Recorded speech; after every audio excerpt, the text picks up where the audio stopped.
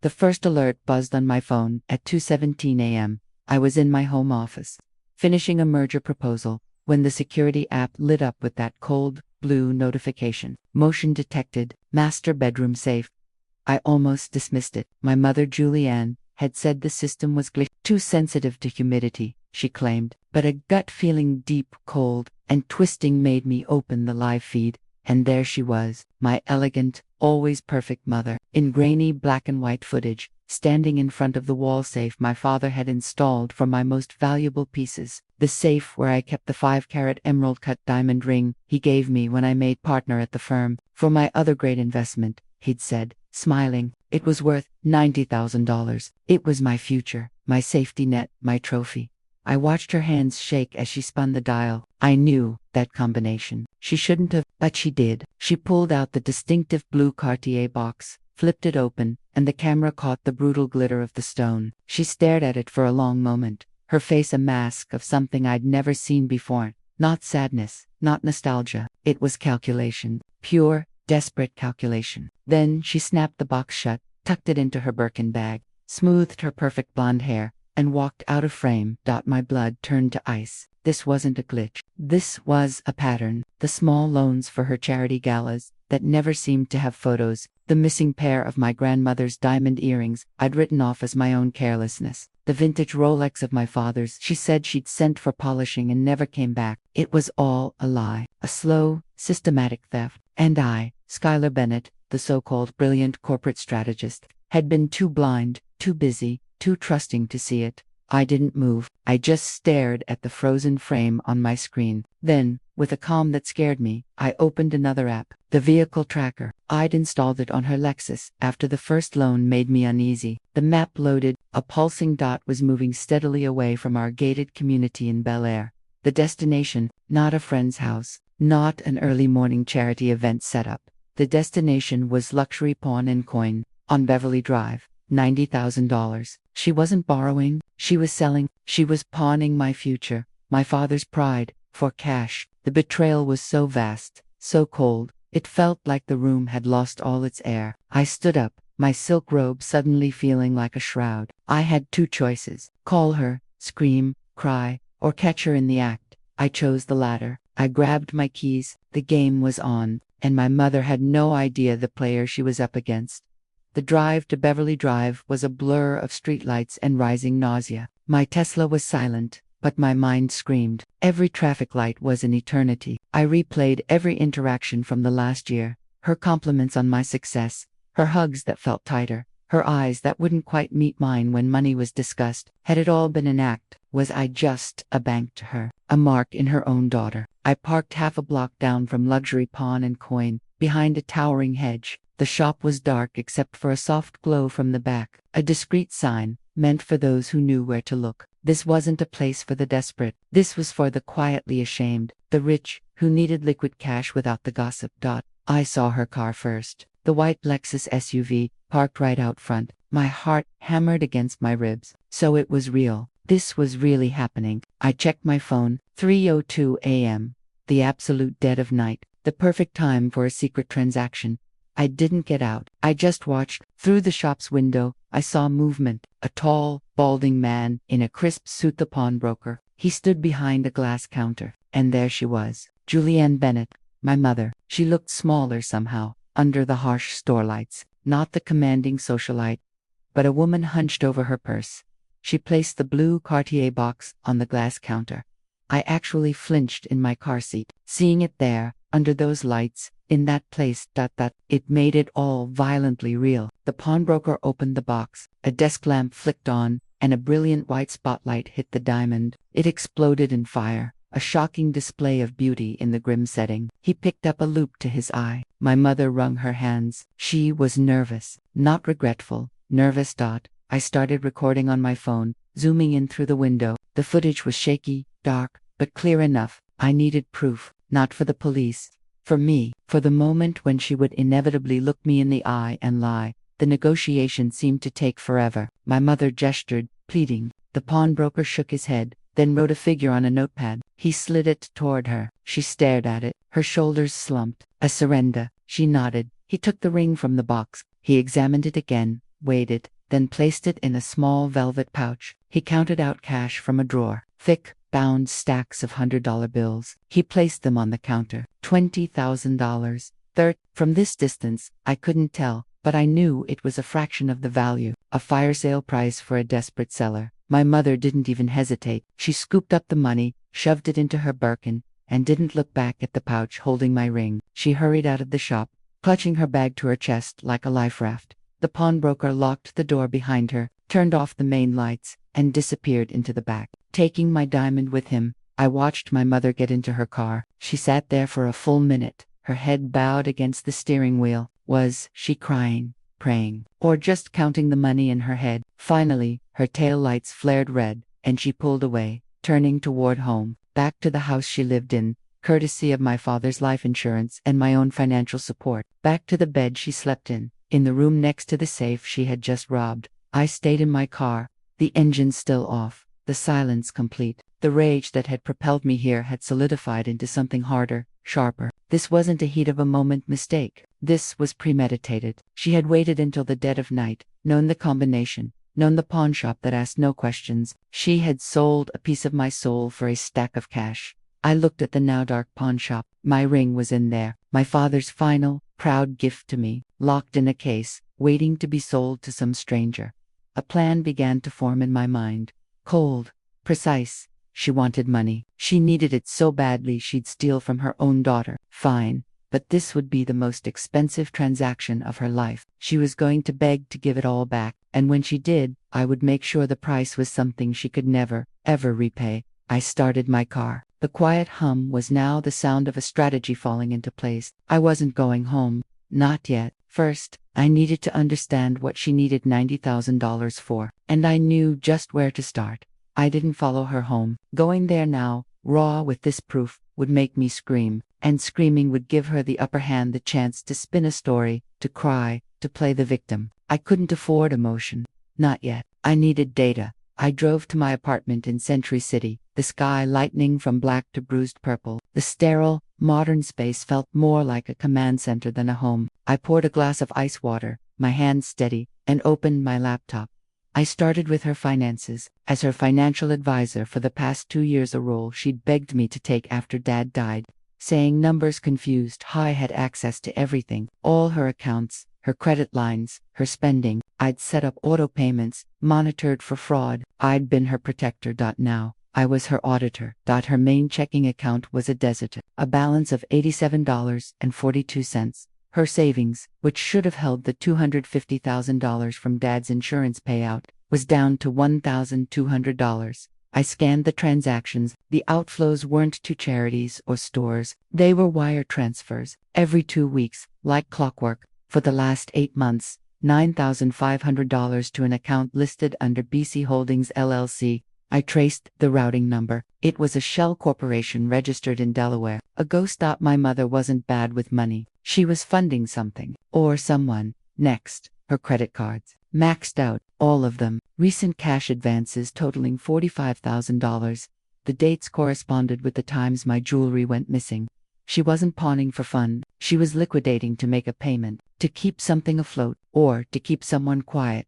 A cold knot tightened in my stomach. Blackmail. Gambling, a secret addiction. Then I checked her phone records, another thing I managed on the family plan. I scanned the logs, hundreds of calls to one unlisted number, short calls, late at night, and texts. I used a data recovery tool I'd employed for corporate espionage cases. Deleted messages floated to the surface. Unknown number. The clock is ticking. Jules, you're already 48 hours late. Julianne, I'm getting it. I have a new source. Just be patient. Unknown number. Patience costs 10% more. You know the terms. You involve anyone, especially your shark of a daughter, and the product goes public. Everyone will see the real Julianne Bennett. Product. What product? My fingers flew across the keyboard, my corporate investigator skills snapping into focus. I ran the shell company, BC Holdings, through every database I had access to. It was a dead end, but the phrase, the product goes public, clicked. Media. It had to be media. I pivoted. I searched my mother's name in connection with recent lawsuits, liens, judgments, nothing. Then I searched her maiden name, Julianne Vale, and there it was. Buried in a Palm Beach Society blog from 6 months ago was a blind item, which beloved, recently widowed socialite is the star of a very private, very explicit video series from her wilder youth. A certain charity maven's vintage films are about to become modern classics if a large preservation fee isn't paid. The blog was trash, but the details fit. My mother had been an aspiring actress in her 20s before she met my father. In LA, she never talked about it. She'd said she modeled a little. What if she'd done more? What if someone from that time had footage, tape, film, the product? She wasn't being blackmailed for money she owed. She was being blackmailed for her past, and she was using my present, my ring, my success, my future to pay for it. The sun was fully up now, bleaching my apartment in harsh light. I felt no pity, only a sharper, finer rage. Her secret, her shame, had led her to steal from me, to look me in the eye every day and lie, to play the gracious, grieving widow while she emptied my safe to pay a blackmailer. I closed my laptop. I had the why, now I needed the who, and I needed my ring back. I dressed for war, a sharp Alexander McQueen suit, blood-red lipstick, heels that could be weapons. I looked in the mirror. I was Schuyler Bennett, partner at a cutthroat firm. I bankrupted companies for a living. Today, I would bankrupt my mother's lies. My first stop wasn't the pawn shop, it was her house. I needed to see her face when she realized the game had changed. I needed her to make the first move, to show her hand. I used my key and entered silently. The house smelled of her perfume and stale fear. She was in the sunroom, still in her silk robe from last night, staring at an untouched cup of tea. She jumped when she saw me, a frantic, guilty smile plastered on her face. "Schuyler, sweetheart, you're here early. Is everything all right?" I didn't smile back. I walked to the sideboard and poured myself coffee, my movements slow, deliberate. I let the silence stretch until it was screaming.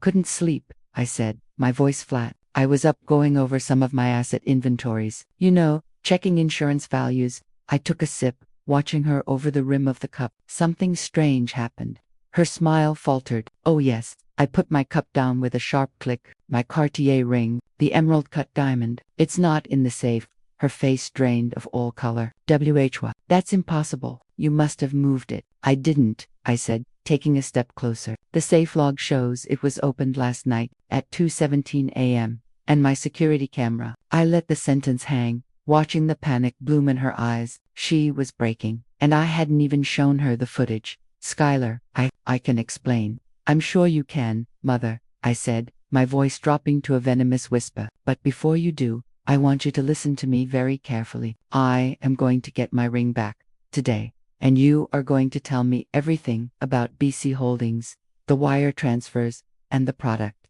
Every single detail." Her composure shattered. Tears welled up, but they weren't the tears of a remorseful mother. They were the tears of a trapped animal. "You don't understand the pressure, the things they said they'd do." "I don't care," I said, cutting her off. "Your mess is not my mess, but you made it my mess when you stole from me. So here's what's going to happen. You're going to call you're going to tell him the next payment is coming from a new account, mine, and you're going to set up a meeting." Her eyes widened in horror. "No, I can't. He said if I involved anyone, he's not dealing with you anymore." "Julianne," I said, using her first name like a slap. "He's dealing with me, and I have a counteroffer he's going to find very, very difficult to refuse."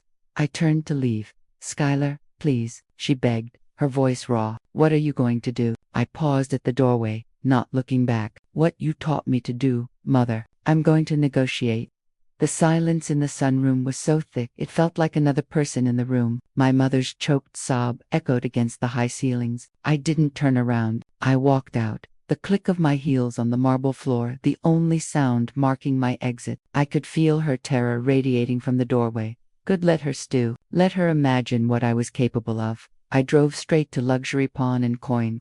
It was open now, at 10 a.m. A different man was behind the counter, younger, with a bored expression. The night's transaction was just another line in a ledger to him. I approached, my Prada bag hanging from the crook of my arm like a piece of armor. I didn't smile. I placed both hands flat on the glass counter, which displayed rows of lonely Rolexes and diamond tennis bracelets. "I need to speak about an item pawned last night, around 3 a.m. A 5-carat emerald-cut diamond in a Cartier box." The man's bored look vanished. replaced by professional caution. We don't discuss client transactions, ma'am. I'm not a client. I'm the owner of the item that was stolen and pawned. I slid my phone across the glass, the video from last night already queued up. It played silently, the clear shot of my mother, the box, the ring under the spotlight, the exchange of cash. That's my mother. She did not have my permission to take or sell my property. That's felony theft. And you are in possession of stolen goods.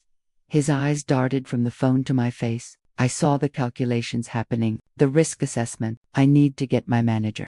Get him, I said, retrieving my phone. And while you do understand this, I can have the LAPD's Commercial Crimes Unit here in 10 minutes. I can have my law firm file a civil suit against this establishment by lunchtime. Or, you can retrieve my property, and I walk out. Your choice. The manager, an older man with the name Ira on a brass tag, emerged from the back. He'd clearly been listening. He looked at me, then at his employee, and gave a nearly imperceptible nod. Let's resolve this quietly. No need for unpleasantness.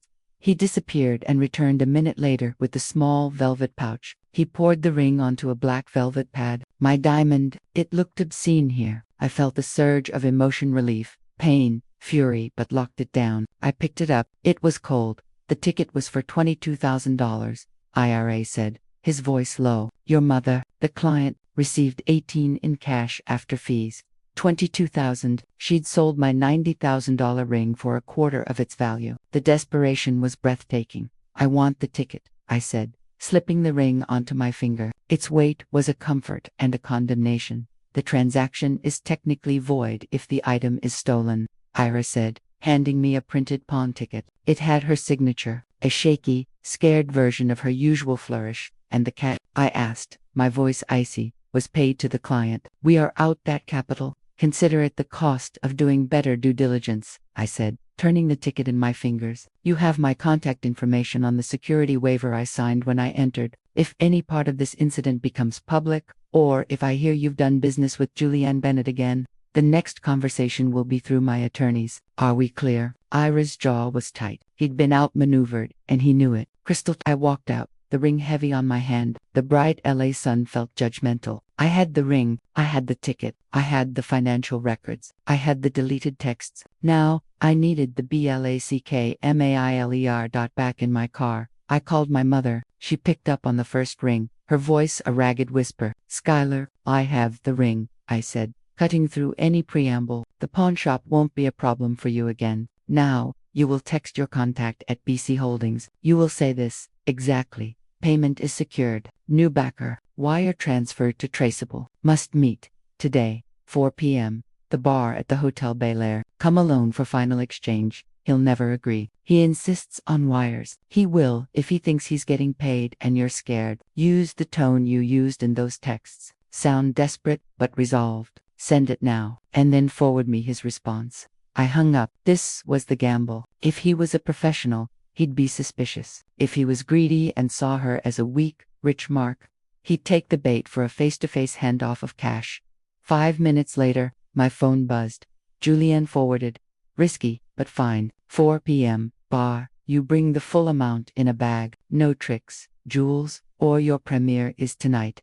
A chilling confirmation. Your premiere. It was about the video. My stomach turned, but my resolve hardened. He'd taken the bait. The next 6 hours were a whirlwind. I went to the bank and withdrew $100,000 in cash from my own account. It filled a slim, elegant leather portfolio bag. It wasn't for payment. It was for show. For proof of intent, I then called in a favor from an old college friend who now worked in digital forensics and private security. Leo, I need a wearable, audio and visual, undetectable, and I need backup at the Hotel Bel-Air at 4 p.m. Discreet. You in trouble, Skylar. Leo's voice was alert, professional. Just negotiating from a position of strength, I replied. And I need a deep background search on a shell, BC Holdings, LLC, and any individuals connected to it, likely with ties to the adult film industry or private blackmail circa 1990s. On it, by 3:45 p.m., I was a masterpiece of calm devastation. I wore the wire Leo had provided, a tiny camera pin on my lapel. The bag of cash was beside me. I sat in a secluded booth in the dim, woody bar of the Hotel Bel-Air, a place of hushed power and old money deals. I'd chosen it for its discretion and its familiarity. I knew every exit. At 4:02 p.m., he walked in. He wasn't a thug. He was in his late 50s, dressed in a good but not great suit, with the wary, cunning eyes of a mid-level Hollywood player who'd never quite made it. He scanned the room, looking for my mother. I stood up slightly and met his gaze. I saw the confusion, then the recalculations. He walked over, not sitting. "You're not Jules." "No, I'm Skylar Bennett, Jules's daughter, and her new backer sit." He hesitated, then slid into the booth, his eyes darting to the bag. "This is not the agreement." "Where is she?" "The agreement has changed. She's tapped out. I'm the money now, and I have a proposition for you." I leaned forward, my voice low and even. "You have a product, film, of my mother. You believe it's worth a recurring fee. I'm here to make a one-time final purchase, for all masters, all copies, digital and physical, full transfer of copyright and all related rights." He laughed, a dry, nasty sound. "Why would I sell the goose that lays the golden egg? Your mother has been a very reliable annuity." "Because," I said, tapping the bag, "this isn't a golden egg. It's a lead weight. I have proof of felony theft by my mother to pay you. I have the pawn ticket, the security footage, the financial trails. The moment I file a police report, which I will do the second I walk out of here if we don't have a deal, your extortion scheme unravels. You become an accomplice to theft. And more importantly, your revenue stream dries up permanently when she's in jail. Or you take this one-time payment, which I assure you is more than the net present value of the shaky future payments you get from a woman who is now out of assets, and you disappear." His smirk faded. He hadn't expected this. He'd expected a scared socialite, not a corporate raider. "How much?" $100,000, cash, today. I nudged the bag. "The material is worth 10 times that, in potential," he blustered, but his eyes were locked on the bag. "Potential requires a viable payer. You no longer have one. This is your exit. Clean, quiet, or it's your downfall. Your choice." I let the silence hang, letting him hear the clink of ice in glasses, the murmur of other deals being made. "I'll need a contract, signing over everything, and the master files. Now." He stared at me, a new kind of respect and hatred in his eyes. He'd lost control of his game. Finally, he gave a sharp nod. "Fine. I have the drive in my car. We sign. You pay." My heart hammered, but my face was stone. "We sign here. You get the drive. I verify the contents. Then you get the cash." It was his turn to lean in, his voice a venomous hiss. "You're a real piece of work. You know that. Just like your mother was, back in the day." Cold, I met his gaze, unblinking. "No," I said softly. "I'm what she made me." The air in the bar was thick with the scent of old leather and his cheap cologne. He left to get the drive from his car. Every second he was gone felt like a small eternity. My fingers traced the edge of the leather portfolio bag. $100,000 in cash, my own money, a lifeline thrown not to save her, but to sink the man who'd been drowning her and, by extension, me. Leo's voice came through the nearly invisible earpiece, a calm murmur. "He's at a black Audi A6, trunk open. He's retrieving a small case, looks like a hard drive case. Standing by." "Coffee?" I whispered, my lips barely moving. He returned, sliding back into the booth, placing a sleek, black aluminum case on the table between us. It looked professional, damning. He then produced a folded document from his inner suit pocket, a contract. He'd come prepared to close the deal, just not with me. "Standard asset purchase agreement," he said, his voice devoid of its earlier bluster. It was all business now, a bitter transaction. "The product is defined in Exhibit A, all known physical and digital copies, all rights, titles, and interests, in perpetuity, throughout the universe." He almost smiled at the Hollywood legalese. I took the document. My eyes scanned it. It was surprisingly thorough. It listed the asset as the Julianne Vale Film Library, comprising approximately 47 hours of original footage, shot on various media between 1988 and 1992. 47 hours, my mother's lost years, quantified. The price was listed as $1 and other valuable consideration. I looked up at him. "You'll amend it. The consideration is $100,000, paid upon verification and transfer, today. And you'll add a non-disclosure and non-disparagement clause, binding you and any associates in perpetuity, with liquidated damages of $5 million for any breach." He blinked, thrown by my speed. That's not how this works. It is now, or I walk. And my next call is to a detective named Alvarez who owes me a favor. It was a bluff, but I delivered it with absolute certainty. He muttered a curse under his breath but took out a pen and made the amendments in the margins, initialing each change. I had Leo review the legal phrasing in my ear. It's sloppy, but it'll hold up if we ever need to enforce it. Leo confirmed. I signed Schuyler Bennett with a flourish. He signed with a name I didn't recognize, Garrett Lowe, so that was his name. Now, the verification, I said, pushing the signed contract toward my side of the table. He opened the aluminum case. Inside, nestled in foam, were 3 old-fashioned digital tape masters and a single, modern solid-state hard drive. He produced a slim laptop from his bag, plugged in the hard drive, and turned the screen toward me. He opened a file folder. Thumbnails filled the screen. Grainy, time-stamped images, a much younger Julianne, her face softer, her smile desperate, in various states of undress, in cheap, dated sets. I felt a wave of nausea so violent I had to clutch the edge of the table. This was my mother. This was the secret she'd been killing herself to hide.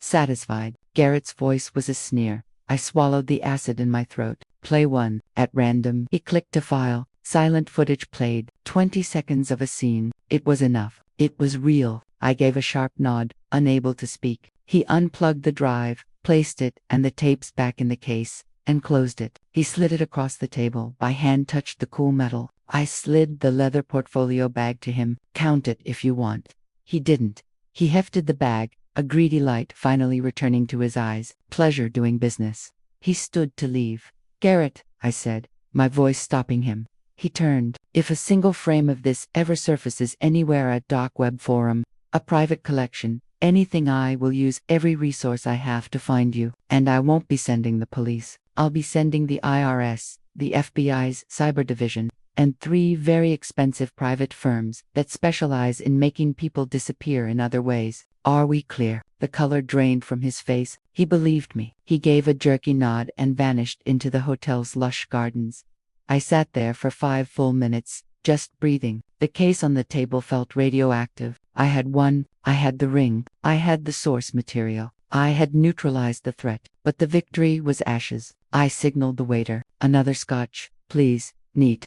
As I waited, I texted my mother. 1 word. Done. Her reply was instantaneous. Where are you? What happened? Can I come? No, I replied. My office. 8 p.m. We talk. The drink arrived. I took a long, burning sip. The plan was only half complete. The external threat was contained. Now came the internal reckoning. She had stolen from me. She had lied to me. She had turned my home, my safe, my trust, into a funding stream for her own shame that demanded a consequence, not a legal one, a personal one, a lesson so profound she would never, ever forget the cost of crossing me. I paid the bill, placed the aluminum case in my bag, and walked out. The afternoon sun felt strangely hollow. I drove to my firm's offices. The weekend emptiness of the skyscraper suited my mood. In my corner office, with its view of the endless city, I set the case on my desk and opened my laptop. I transferred the entire contents of the hard drive to a secure, encrypted server. Then, with a few keystrokes, I initiated a data wipe protocol on the physical drive. The digital tapes I would destroy later. The evidence was now solely in my control. The ultimate leverage. At 8:02 p.m., the receptionist called. Ms. Bennett, your mother is here. Send her in. She looked frail, a ghost of the society queen. Her eyes were red-rimmed, her makeup hastily applied. She stood in my doorway, clutching her coat like a shield. Closed the door. Sit. She obeyed, perching on the edge of the visitor's chair. Her eyes landed on the aluminum case on my desk and she flinched as if struck. It's over, I said, my voice echoing in the sterile room. Garrett Lowe has been paid. He has signed over all rights. He will not contact you again. If he does, he will be destroyed. The material is now my property. A sob broke from her chest. Oh, Schuyler, thank you. Thank you. You saved me. You saved us. I didn't save you, I interrupted, my tone freezing her gratitude midair. I contained a problem you created, a problem you funded by stealing from me. You pawned my $90,000 ring for $22,000 to pay a blackmailer. You lied to me. You used me. I was desperate. You don't know what it's like to have your past, to have that hanging over you. I know what it's like to have my mother be a thief. I slammed my hand on the desk. the sharp crack making her jump. I know what it's like to look at security footage and see her robbing me. Do you have any idea what that does? You weren't just stealing a ring. You were stealing my trust, my safety, my belief in you. Tears streamed down her face. I'll pay you back every cent. With what? I asked, coldly. Your savings are gone. Your credit is shot. You've mortgaged your dignity and mine. I leaned forward, my gaze pinning her. So here are my terms, the new terms of our relationship. She stared, trembling. 1. You will sign a notarized confession to the theft of the ring, and the other, missing items, detailing the amounts. It will be held in escrow by my lawyer. If you ever steal from me, or lie to me about anything financial again, it goes straight to the police. 2. You will move out of the Bel-Air house. It's mortgaged to the hilt because of you. I will arrange for a small, 2-bedroom apartment in a respectable but modest complex for you. You will live on the fixed allowance from Dad's trust, which I will now administer directly. No more access to Capital 3. You will resign from all your charity boards, the galas, the luncheons, the facade. It's over. You will get a job, a real one. I have a friend who manages a high-end boutique in Malibu. You can start as a sales associate. Her face was a mask of horror. You can't be serious. A job, an apartment. Skylar, I'm your mother. I'm a Bennett. You forfeited the right to that name when you pawned it for cash, I said, standing up. This isn't a negotiation. This is your consequence. You can accept these terms, or you can walk out that door and face Garrett Lowe and your creditors alone. Choose. She looked from my unforgiving face to the case holding her past, to the ring glittering coldly on my finger. The last of her defiance crumpled. Her shoulders slumped in utter defeat. This was her rock bottom, and I had led her to it. She looked up at me, her eyes those of a stranger, empty and broken. I accept. Good, I said, feeling no triumph, only a vast, cold emptiness. The documents will be ready tomorrow. Now get out of my office. She stood, unsteady, and shuffled to the door. She paused, her back to me. Her voice was a broken whisper. Do you hate me? I looked out at the city lights, endless and cold. I don't know what I feel, Mother, but I know I will never look at you the same way again. The door clicked shut softly behind her. I was alone with the case, the confession I would force her to sign, and the chilling silence of a victory that felt like a funeral. The family drama wasn't over. It had just entered a new, frozen phase. The silence after she left was absolute. It wasn't peaceful. It was the silence of a battlefield after the last shot has been fired, the air still ringing with echoes of destruction. I stayed in my office long after the sky outside turned to black velvet, pierced by the indifferent lights of the city. The aluminum case sat on my desk like a tombstone. My phone buzzed. Leo. Background on Garrett Lowe is in your secure inbox. Career but no major assets. He'll run with the cash. You won't hear from him again. The shell company traces back to a P.O. box he shares with a known blackmailer from the old studio days. Case closed. Skylar, thanks. Send me the invoice. It was over. Logistically, technically, it was over. I had the ring. I had the incriminating footage secured and erased from his possession. I had my mother's financial leash shortened to a choke chain. I had won. So why did I feel like I was standing in the ruins of my own life? I drove home to my empty apartment. The sleek, modern space felt like a museum exhibit titled The Successful Daughter. I poured a glass of wine but didn't drink it. I just held the cold stem, staring at my reflection in the dark window. The ring was back on my finger, its weight now a constant reminder, not of my father's pride, but of my mother's betrayal. The next week unfolded with a cold, procedural precision. A notary came to my office. My mother arrived, looking 10 years older, dressed simply. She didn't meet my eyes as she signed the confession, page after page, detailing the theft of the ring, the earrings, the bracelet, the watch, with estimated values totaling over $150,000. Her signature was a shaky scrawl. The notary, a professional older woman, gave me a look of profound pity before leaving. That look stung more than my mother's defiance ever could.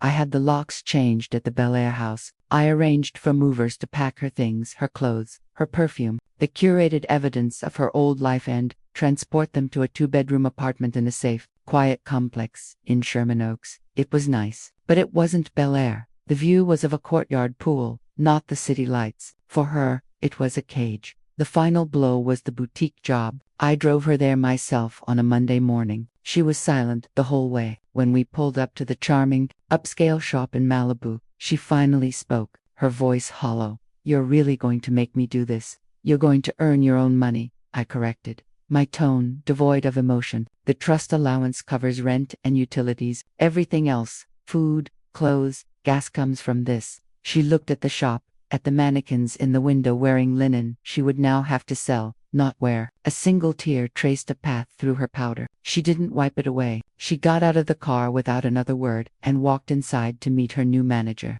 a woman 20 years her junior. I watched until she disappeared behind the door. Then I drove away. There was no satisfaction, just a heavy, sick feeling in the pit of my stomach. I threw myself into work, deals, mergers, hostile takeovers. I was colder, sharper, more ruthless than ever. My colleagues praised my focus. They didn't see the iceberg beneath the surface. A month passed. The new normal settled like dust. I received a text every Sunday evening from her, like a parole check-in. Julianne, rent paid, all well. I never replied. Then, on a rainy Thursday evening, my intercom buzzed. I wasn't expecting anyone. Miss Bennett, your mother is here. She says it's urgent. A jolt of cold anxiety shot through me. Had she done something else? Had Garrett resurfaced? Send her up. She looked different, not better, thinner. But there was a strange calm in her eyes, a resignation that had replaced the panic. She held a small, worn envelope. She wasn't crying. Skylar, Mother, is something wrong? I didn't invite her to sit. No, not in the way you think. She took a steadying breath. I've been working at the boutique. It's humbling. A woman came in yesterday. She was looking for a dress for her daughter's graduation. She was so proud. She talked about her daughter's scholarships, her hard work, and she asked me if I had children. Her voice wavered, then steadied. I said yes. I have a daughter. She's the most capable person I know. And I failed her. I stood perfectly still, my arms crossed. I didn't come for sympathy. I came to give you this. She held out the envelope. My first paycheck. After taxes, it's $1,847.33. It's not for the ring. I know I can never repay that. It's for the earrings. The first thing I took. I sold them online last year for $2,000. This is a start. I stared at the envelope. I didn't take it. The gesture felt too little, too late, and yet it was the first real, tangible thing she'd offered that wasn't a lie or a plea. Why? The word came out hoarse. Why did you do it? Not the blackmail. I understand being scared, but why steal from me? Why lie to my face every single day? She finally met my gaze, and the raw pain in her eyes was almost unbearable. Because you were strong, she whispered, and I was weak. You had built this brilliant, shiny life. You were everything I pretended to be, and I was crumbling. I thought I could fix my mistake without you ever knowing. I thought I could protect you from the ugliness of my past. And the more I stole, the deeper the hole got. Until the only thing I could see was the next payment, and the only thing I had left to take was from you, the person I was most ashamed to fail. The truth, finally. It wasn't grand or dramatic. It was pathetic. It was human. It didn't absolve her, but it filled in the last, sickening piece of the puzzle. She placed the envelope on my console table. I don't expect you to forgive me. I just needed you to know that I know what I did, and I am so sorry, Skylar, not for getting caught, for doing it in the first place. She turned to leave. Mother, she stopped, her hand on the door. The job. How is it? I asked, the question surprising me as much as her.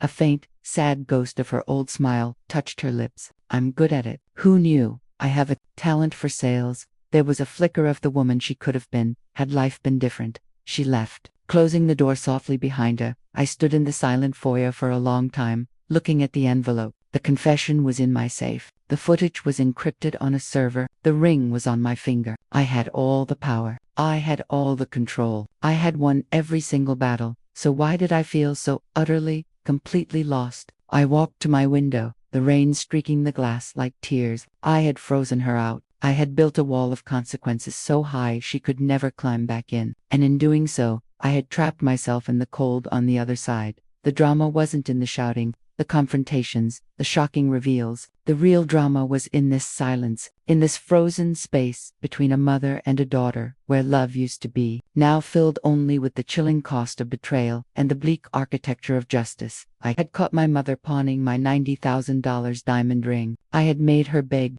I had forced her surrender, and what she begged me to do at the end wasn't for mercy or for money. It was for me to see her, just to see her. And in that moment, I finally did. I saw a broken, flawed, desperate woman, not a monster, not a saint, my mother, and the sight left me frozen, standing alone in the ruins of what was left, holding a paycheck and a diamond, wondering if winning the war was worth losing the country forever.